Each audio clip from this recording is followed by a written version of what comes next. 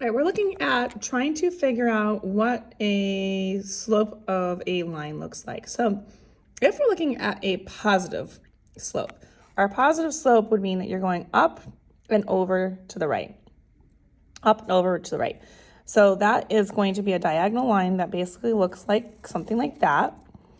And so when you're looking at it, it says a line that slants, and it's going to be up from left to right. So when you're reading it, you usually read from left to right. So it's going to be going upwards. And we use an equation that looks like this: y equals mx plus b. When we're looking at a negative slope, we're looking at a down and to the right, down to the right, down to the right. So it is going to actually look like this, or something to that effect, but it should be diagonally and pointing downward. So starting up here in the top corner and moving its way down that way.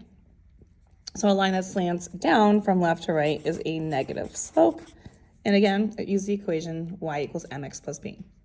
Now, when we look at a zero slope, zero slopes cross the y-axis, but do not cross the x. So they are flat because they have zero slope.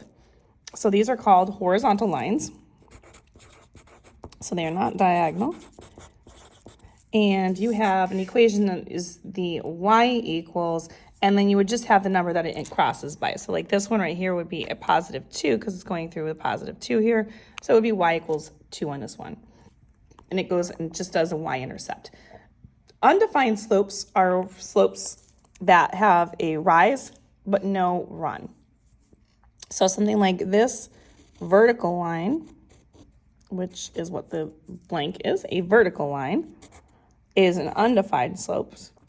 So that one is not crossing the y-intercept, but rather the x-intercept. As you can see, this one is crossing the x-intercept at 2.